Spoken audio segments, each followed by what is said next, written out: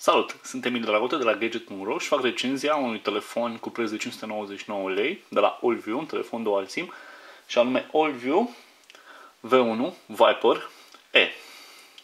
Este un telefon care vine cu un display de 4,5 inch cu panel IPS cu rezoluție 480x854 pixeli, incorporează un procesor MediaTek quad-core la 1.3 GHz pe ARM Cortex A7, vine cu 1 GB de RAM, cu 8 GB spațiu de stocare și slot pentru microSD de până la 32 GB.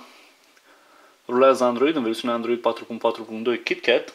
Este un telefon dual SIM, știe 3G cu viteză de până la 21 Mbps pe secundă, Wi-Fi în standardele BG și N,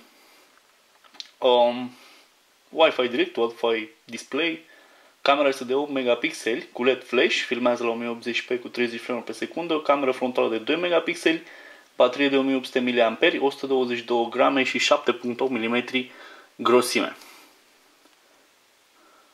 În ce privește dispunerea elementului de conectivitate, în partea superioară se află jack-ul de 3.5 mm, în lateral dreapta, tasta power și reglarea volumului, la bază, portul micro USB, în lateral stânga, niciun element de conectivitate. Capacul bateriei este mat, are o textură plăcută și contribuie la partea de grip, nu adună amprentele, observați, și, cum am zis, mat, plăcut.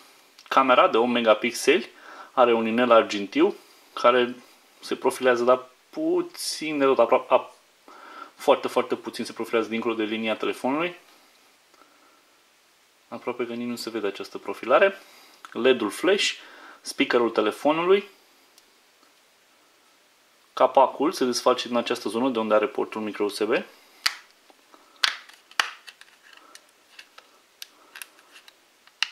V-am zis, un telefon cu preț de 599 lei. Capacul este moale, mă rog, și un pic rigid, dar nu e chiar foarte, foarte moale.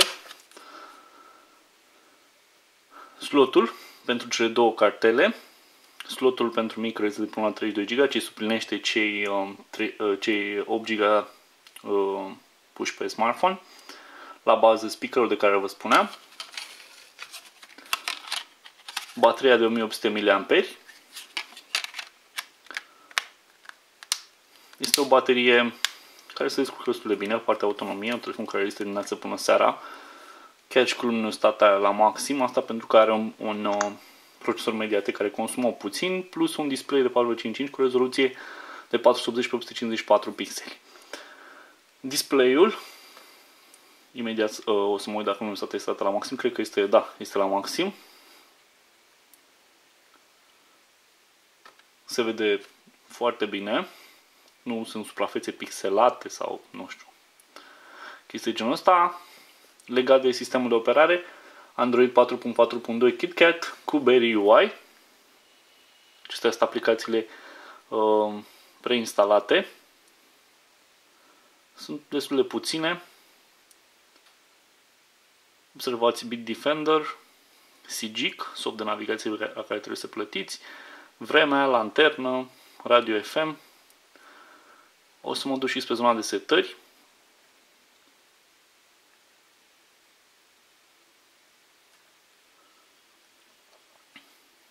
Care e grupată în două segmente, setări rapide și toate setările.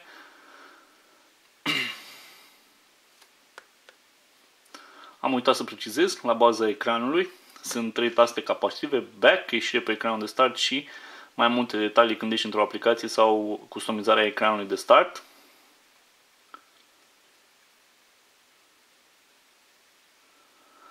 Vedeți că include o opțiune numită Hot Knot, care permite schimbul de date când ecranul este atins de alt dispozitiv care are Hot Knot. Interesant într-un fel. Sincer nu știam asta. Bateria. Memoria telefonului. Memorie internă de 8 GB împărțită în două zone. O zonă în care sunt 4,3 GB și o memorie internă 8 GB, memorie internă liberă 5,25 GB. Deci 5,25 spațiu oferit.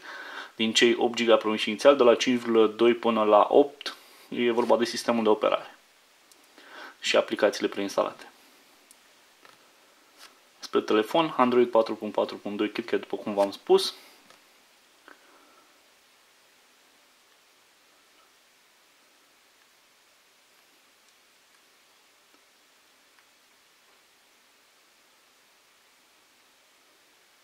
Nu are lag în meniu, chiar și cu Berry UI, deși are un Mediatek quad-core la 1.3 și 1 GB de RAM.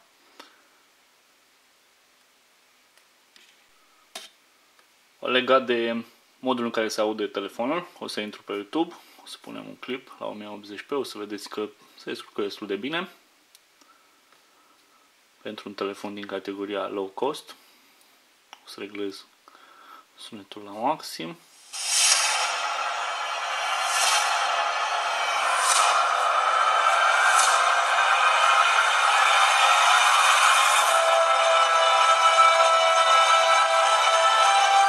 Speakerul este pe spate, aici.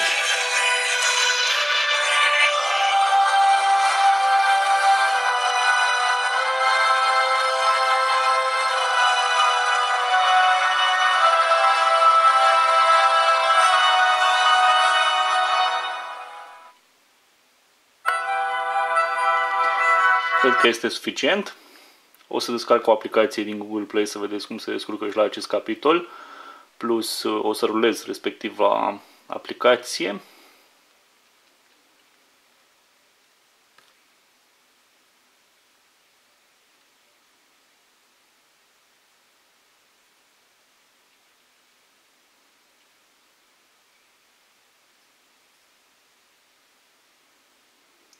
Anterior m-am conectat cu contul meu și sunt niște setări care Magazine Play le cere la început.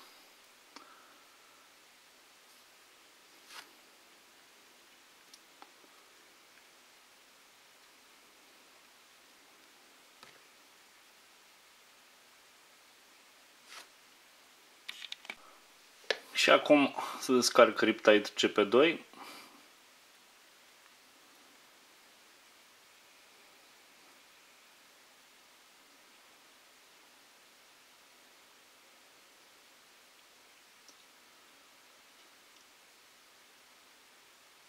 Observați că se mișcă destul de repede. Mi-a plăcut destul de mult Allview V1 Viper E. La un moment dat coboruse ca preț și sub 500 de lei, cred că era mai atractiv în acea categorie de preț. Un telefon care se mișcă impecabil și care, printre altele, este destul de compact. Nu este un telefon cu display mare. Faptul că are un display mai mic, cu o rezoluție de 180x154, în contextul în care are un panel bun, nu este un dezavantaj.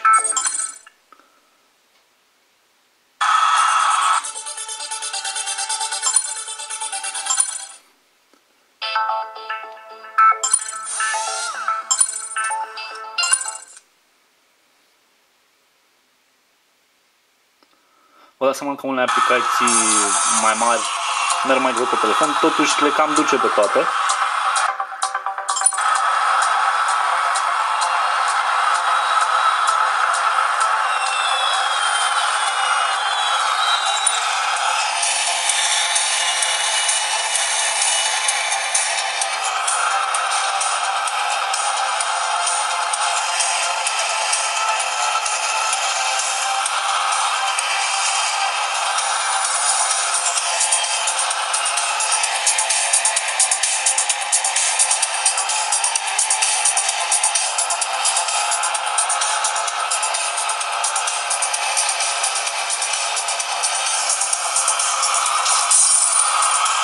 Mai fac și erori pe aici. Observați că rulează jocul fără lag, fără probleme de genul ăsta. Cam atât despre Allview V1 Viper E. Mai multe detalii găsiți în recenzia aflată în descrierea acestui clip. Aveți și link către oferta Allview și link către prețul telefonului în oferta EMAG, 599 lei. Vă mulțumesc pentru atenție, să aveți o zi cât mai frumoasă. La revedere!